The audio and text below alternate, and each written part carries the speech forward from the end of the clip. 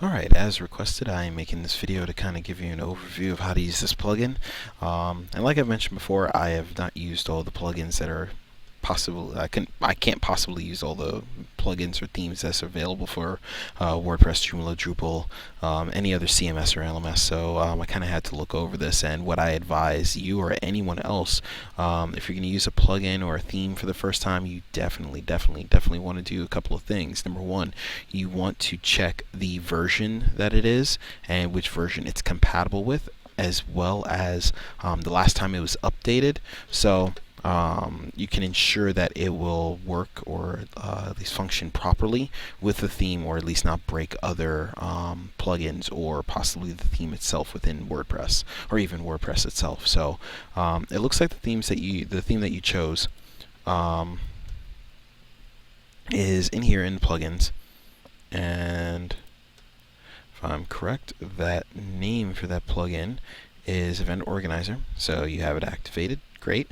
The settings for it are right here. So you go into the settings. So when you choose the plugin, the first thing you definitely want to do after verifying that it is going to at least be up to date, is possibly going to work with the theme that you're working within, is go to the vendor's website. The developer who made the plugin more than likely has some sort of a website set up so that you can read over the documentation for it.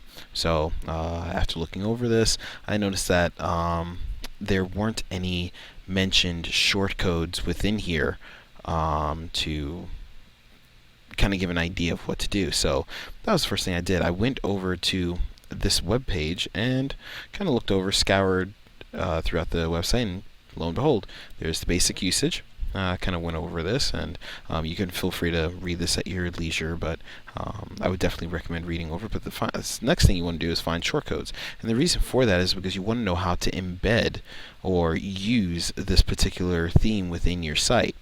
So one of the things that you read in the documentation is that you can place it in the widget areas, which is nice, but you're probably looking for the calendar effect. So that's right here. You look for calendars, and boom, you find the shortcode. So more than likely you want to use the full one. So just make sure you copy it here. Once you have that copied, one of the pages that you created was called calendar, I believe. Yeah, so it's calendar. You click edit, and within here you will just simply add the shortcode. Okay, go ahead and do that. I change this to full width for this particular one here so that it will show the full screen of it. And what we'll do is we will go to here and we'll just update the page. I'll refresh it, and voila, there it is. There's the calendar. So it's highlighting this is the day here. So once again, after reading over the documentation, it seems like that from what it's saying is that the events kind of act like posts. So there's events right here. Go to all events just to make sure that there is or isn't anything there. And there's nothing here, so we'll just treat it like a post or page and add new. We go to add new, title here.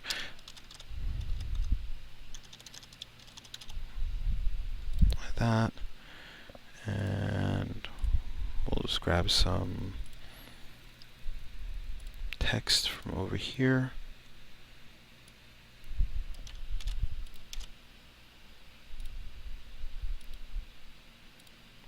And okay, so I made a test category over there, and we'll just arbitrarily set this to 13th, end on the 13th, set it as all day.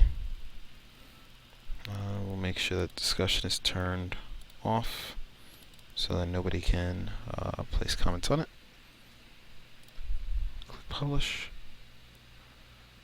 and hopefully this will show up on here. So let's refresh the page.